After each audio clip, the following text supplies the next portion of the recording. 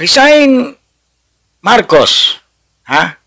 Sigaw ng mga pinagsamang puwersa ng KOJC at ng mga DDS. Resign Marcos. Yan ang isinisigaw nila sa Mindiola eh. Hindi sila payagan sa EDSA, napuntahan sila sa Mindiola. Ayun ko, parang ganun ang istorya nun. Impeach Sara.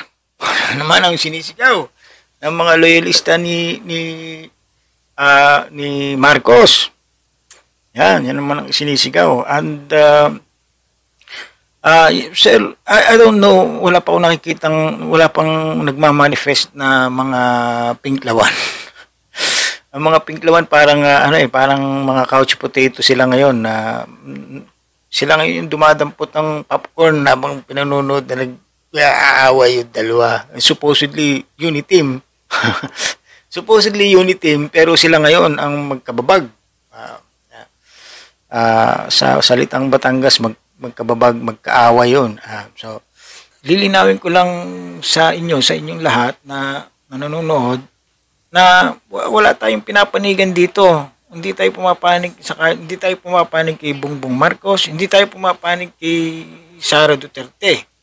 Wala tayong pinapanigan dito kasi sabi nga ng pambansang butanding, ang laban po ngayon ay puwersa ng kadiliman laban sa puwersa ng kasama. Ayun. So malinaw. Sila lang yan. Hindi tayo kasali sa away na yan. Sila lang dyan. Hindi man tayo binanggit eh. So, tayo, mamamagitan lang tayo. Magitan lang tayo in English, magre-referee. Magre-referee lang tayo. So, ayun. Paano ba natin talaga maalis sa pwesto ang isang Pangulo at Pangalawang Pangulo? Ang Pangulo at Pangalawang Pangulo, paano ba matatanggal sa pwesto yan? Kasi yan yung mga pinagsisisigaw ng bawat panig. Everybody wants to rule the world, right? So, punta muna tayo sa Pangulo. Ano ba ang paraan para matanggal ang isang Pangulo? Well, parehas naman. Ganito din yan sa Pangalawang Pangulo eh. So, ang konstitusyon ng Pilipinas ay nagbigay ng tatlong paraan para matanggal ang Pangulo. Parang, yan. Ang unang paraan ay na-discuss ko sa inyo sa huling video ko and that would be impeachment, by impeachment. So, yun. I-impeach, mag-umpisa yan sa Kamara. Tapos pag napagbotohan sa Kamara, 1/3 ng votes ang kailangan, dadali na sa Senado. Senado magiging korte na.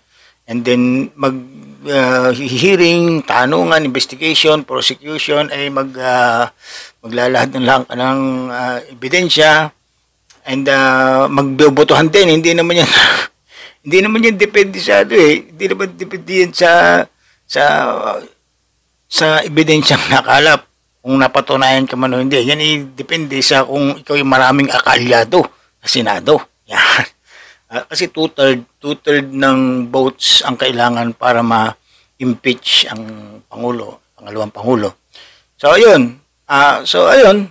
And then, pagkatapos yan, matatanggal ka na sa pwesto. Kung may impeach, tatanggal ka sa pwesto. And, yun nga, papatawan ka ng perpetual disqualification. Hindi ka na makakatakbo kahit kailan. Kahit anong posisyon, wala na. Tapos na yung political career. That's it. And then, magte-take over na ang Sandigan Bayan. Ang pangatlo ay, I think, ang pangalawa pala ay physical and mental incapacity. Yun. Yun. Pagka may sakit, ayan, may sakit sa pag-iisip, ayun. Or imbalido, or lantang gulay ka na, o yun. Pagka may sakit na medyo critical, so magte-take over muna ang Pangalawang Pangulo dyan.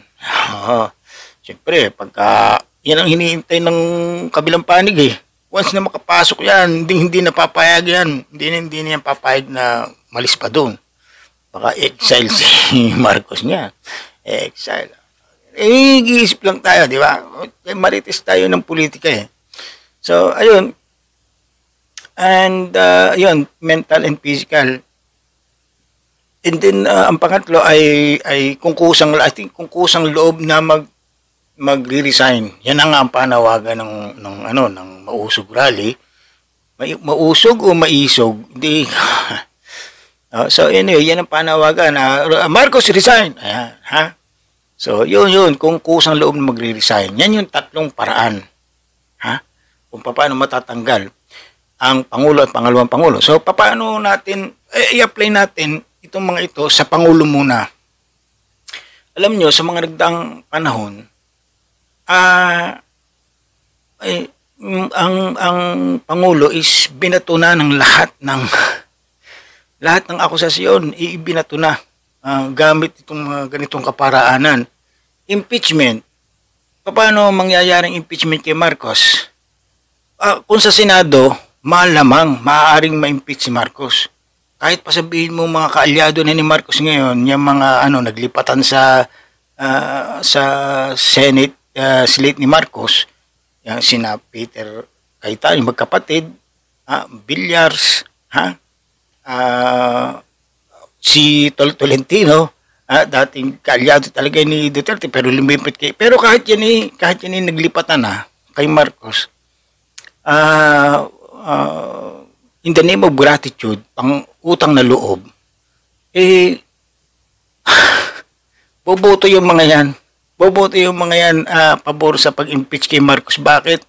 Once na ma-impeach si Marcos bago ang eleksyon, once na ma-impeach si Marcos, take over si Sara. Balik ngayon ang kanilang kapangyarihan. At sila ay tatanggapin ni Duterte. Bakit? Bakit sila tatanggapin ni Duterte? Binoto na lang pabor sa pag-impeach si Marcos. So tatanggapin sila, naging sila ni Duterte, naging galamay sila bigla ni Duterte. So another flip top. Ha? So yun, so masalimuot. Alam mo kung sino yung makapangyarihan ganyan talagang takbo ng politika sa atin ngayon, kung sino yung may kapangyarihan. Hindi na kung sino yung mabuti o masama, kung sino yung makakapag-alaga sa iyong political career. Ayun, ha? So, kung sa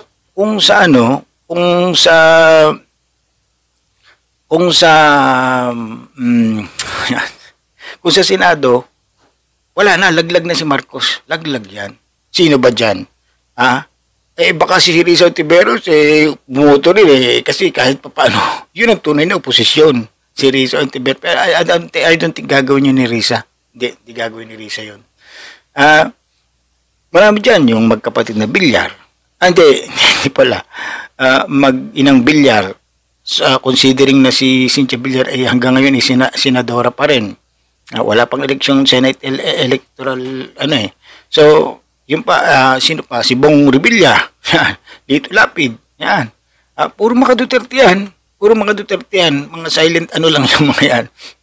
Kung saan lang muna sila, medyo maaalagaan yung kanilang dun muna sila. At saka pagkaalyado ka ng Pangulo, malakas ang iyong budget pagdating sa eleksyon. Oo. Huwag na tayo mag-anuhan pa. Basta ikaw kaalyado ng Pangulo, magandang budget ng iyong ang hirap pa naman. Ang hirap pa naman tumakbong senador, buong Pilipinas ang gagastos ka talaga. Mahina ang 100 milyon mo. Ay, nako. Mahina yung 100 milyon. Kailangan mong, so pagkaalyado ka ng Pangulo, hindi ka naman mong problema dyan. So, yun ang kailangan yung pangalagaan ng mga So, anyway, so marami yung kaalyado. Iilan-ilan lang yan. Ito nga si Villanueva di ba? Kinat ang budget ng OBP ni Sara. 2 billion mahigit ang hinihingi ni Sara. Kahit wala na naman siya sa gabinete, wala na siya kahit anong iniintindi, 2 billion pa rin ang hinihingi. Kinat, 730 million something. Kinat. Nagrereklamo si Villanueva. Hindi naman nagrereklamo. Kung siya daw ang tatanungin, hindi daw niya ikakat. So makikita mo na kung sino yung mga dito. Mga galamay. Isa si Gibo sa mga iboboto ko sana But anyway, Hindi si Gibo, si Villanueva eh. Anyway, yun. So, sa Senado, sure ball na tanggal si maaari mas malamang-lamang na matanggal si Marcos. Pero ang impeachment nag-uumpisa yan sa nag-uumpisa yan sa Kongreso eh. Paano gagawin natin yan? Lahat puro mga makamarcos yung mga yun. Administration yung mga yan eh. No. Di ba? So magpapail si Marcoleta ng verified complaint. O ipapasa niya sa Speaker of the House. Sino ba yung Speaker of the House? Ay di si Tambaloslos, pinsan yun ni Hindi lang pinsan, kaibigan at kalyado. At siya ang napipisil na susunod na Pangulo. Siya ang napipisil ni Bongbong Marcos. At kung maobserba nyo, mukhang nangangampanya na. Mukhang nangangampanya na si Tambaloslos. At doon sila nag-umpisa sa Davao City. So, ayun. Hindi malabong ma-impeach si Bongbong. Kasi mag-uumpisa ang lahat sa Kongreso. Karamihan dyan, most of the members of the Congress ay kaalyado ni Bongbong eh. So, Bomalabs yun.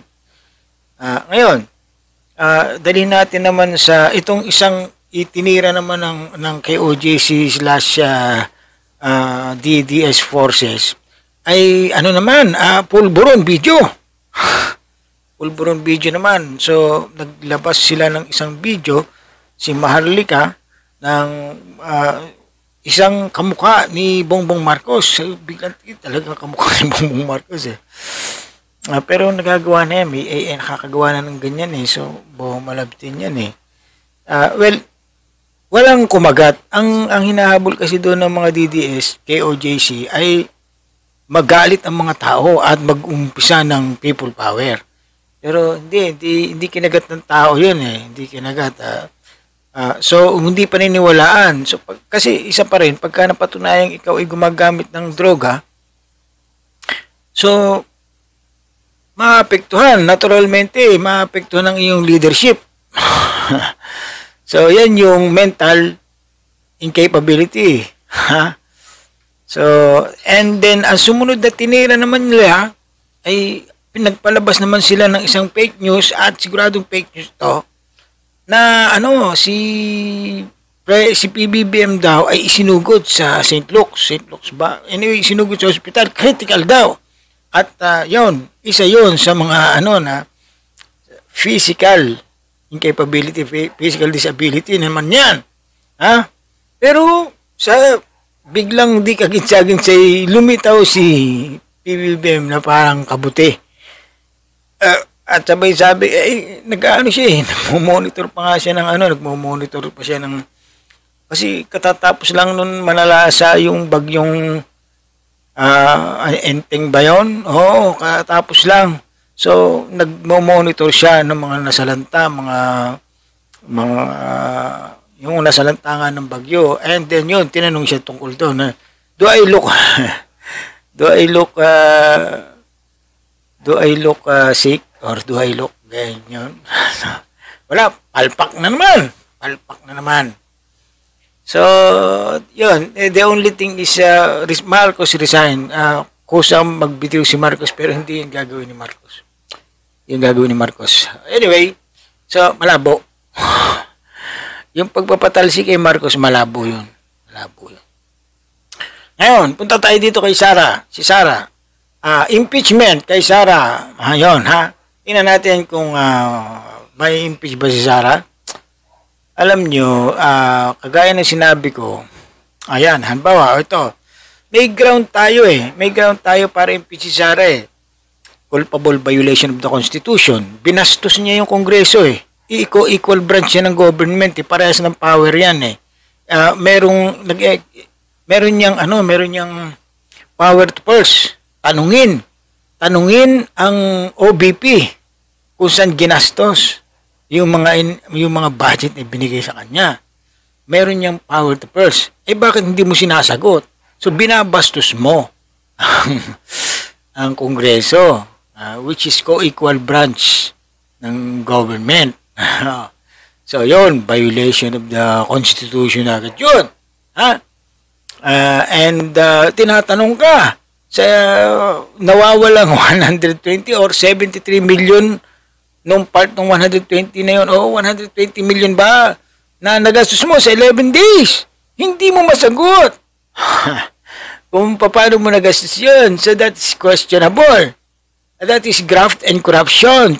That is betrayal of public trust. Betrayal of public trust yan. Naghudas ka. Binalahura mo ang tiwala ng taong bayan. Yun, So, actually, may ground. May ground para, sobra-sobra na nga ang ground para mag-file na ng verified complaint. Maybe, kung hindi magpa-file ang ang malamang na mag-file dyan, yung Makabayan Black, yung grupo ni Congresswoman Franz Castro. O kung walang mag-umpisa niyan sa Kongreso, baka yung mga private citizens kagaya ni ni Trillanes, pwedeng si Trillanes ang mag-umpisa, mag-file ng verified complaint dyan.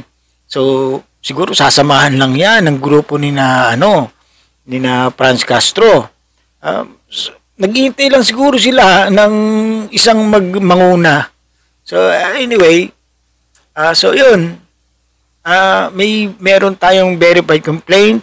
Meron tayong mga grounds para mag-submit ng verified complaint. Meron tayong mga taong pwedeng mag-submit talaga niyan sa Kongreso. At matibay, gawa ng kung ano ba ng paninira, talagang inaatake lagi ng grupo ng mga Duterte itong si Tambaloslos at ang kanyang buong Kongreso. So bakit naman hindi gaganti itong Kongreso, di ba? So I think there's a possibility talaga, at least 90% possibility na maisulong yan sa Kongreso. Ang tanong, pagdating niyan sa Senado, yun. Diyan naman sila sasalagin. Sasalagin naman sila ng mga aso ng mga Duterte sa Senado at napakarami nilang aso doon. Dami silang aso doon. Yun na nga, yung magkapatid na Cayetano, mag-inang Villar, yung tatlong itlog, automatic na yun. Walang lingon-likod yun, parang mga kabayo yun. May piring na may na yun dito, diretso na yun, Duterte lang yun, si Bongo, si Bato, at si Boy Sili. Automatic na yun. Sino pa ba? Si Lito Lapid, si Tolentino, I'm sure, bilang pagtanaw ng utang na loob sa kanyang dating amo, ay hindi niya ilalaglag si Sara Duterte. Yan. Si Bong Revilla. So, ba't ka naman gagawa ng di ba? Ba't ka naman hindi tatanong ng utang na loob? Nakalabas siya ng kulungan dahil kay kay Duterte. Pinapasauli pa nga ng ombudsman yung 60 million ba yun? Or basta pinapasauli pa sa kanyang pera, hindi daw niya isosoli. Ibig sabihin, talagang nakuha niya. Inamin niya, nakuha niya. Hindi rin niya isasahuli. Tapos, ayun si Jinggoy, mukhang lumalabas kasi si Jinggoy at saka si Villanueva ay agad naging attack dog nung tinapyasan ang budget ng OBP. Hindi daw dapat tinapyasan yun. Hindi rin magpapangsyon ang OBP pagka ganun. Ang OBP, pag tinignan mo sa Constitution of the Philippines, ang OBP, maghihintay lang yan na magkasakit ang Pangulo o magpunta sa ibang bansa ang Pangulo o ma-impeach ang Pangulo. Maghihintay lang yan. At saka pa lang siya magkakaroon ng trabaho. Pero habang narito ang Pangulo, hanggat ang Pangulo ay fit to work, wala siyang gagawin kundi mag-intay lang sa kanyang lungga. Lalo na ngayon, wala naman siyang hinahawakang cabinet seat. Wala. So, wala siyang function. Yung mga sinasabi niyang mga pagtulong sa ay hindi. Yun ay ginagawa ng DSWD. DILG, LGU. Yun ay sakop na nun yun. Hindi niya kailangang makitulong. Hindi niya kailangan makitulong doon. So, yung 700 million, actually malaki pa yun eh. Kung 700 million, reklamo ka pa, magbawas ka na. Pero mo naman, 400 securities. Pwede namang 4 lang na tao yung magbantay sa'yo. Wala namang papatay sa'yo dyan. Sinong papatay sa'yo dyan? Wala. Lalo na kung nasa bahay ka lang. At wala ka naman talagang pangsyon bilang Vice President. So anyway, ayun. So si Jinggoy at saka si Villanueva, ayun, nakikita mo na rin na hindi yan boboto. Hindi yan boboto pabor sa sa impeachment. So mga attack dog din yan. At yung mga yan, kapag ka sila'y bumoto pabor naman sa impeachment nga ni Bongbong, kung kasi Bongbong, automatic, balik loob sila kay Duterte. At sila'y pasasalamatan ni Duterte dahil ibinoto nila na ma-impeach si Bongbong. Diba? Balik sa kapangyarihan ngayon silang lahat. Pero siyempre, makakaaway naman nilang Kongreso. Doon naman, ewan ko magiging magulo yan. Yun ay ating ano lang natin yan. Pang ano lang natin yan eh. Ngayon, so hindi may impeach si Sara. Malabong may impeach din si Sara. Senado kasi ang nagtatapos ng tilon. Ngayon, punta tayo sa sa physical and mental disability. Alam niyo si Sara parang may sira ang tuktok. Sa totoo lang, parang may sira ang tuktok ni Sara. Talagang parang sira. Ay, ano dito, biak. At siya, ginurgur daw. Meron daw gumurgur sa kanya. Hindi ka nagtsumbong sa dami natin. Mayroon tayong PNP, may NBI, may AFP, lahat ng PP. Meron. Bakit hindi ka nagsumbong? Di ba? Baka ikaw mismo nag-gain sa sarili mo, di ba? Parang may sira. Nasaan po kaya si Kibuloy? Alam niyo kung nasa si Kibuloy? Nasa langit! Wow! Yung ba'y asal ng matino ang pag-iisip? I don't think so. So, ayun. Physically fit naman siya. Parang mang-uumbag nga siya eh. Parang makakapang-umbag siya ng mga, ng mga kongresista nung unang sarguhan. Unang salpukan nila ng budget deliberation. Parang manununtok siya dun eh. So, physical fit. Pero yung mental, I don't think so. Masyado siyang hot-tempered.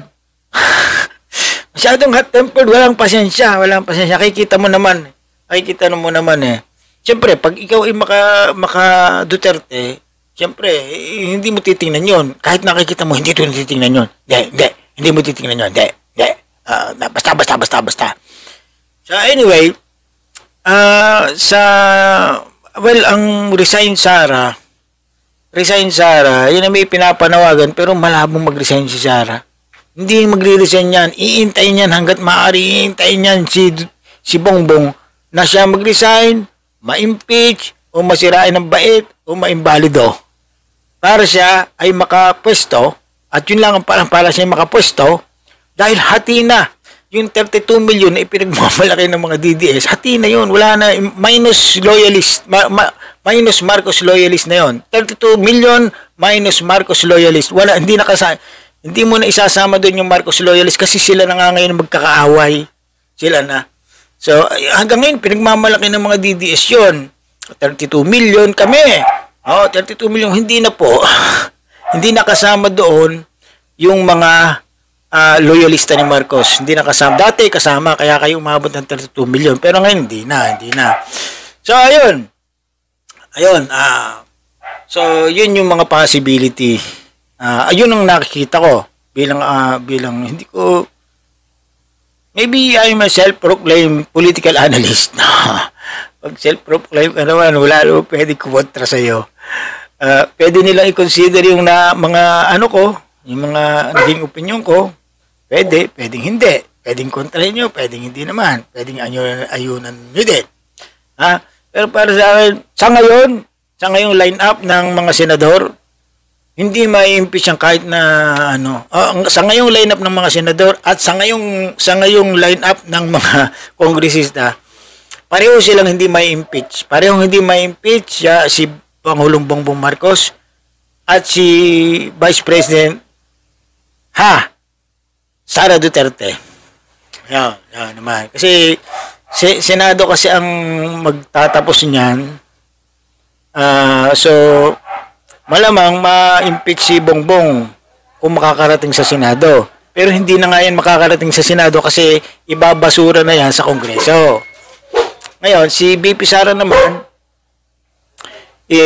ibabagsak na yan ibabagsak yan sa Senado. Makakapasa yan sa Kongreso pero ibabagsak yan sa Senado. Dahil lahat doon ay kaalyado ng mga Duterte. Halos lahat.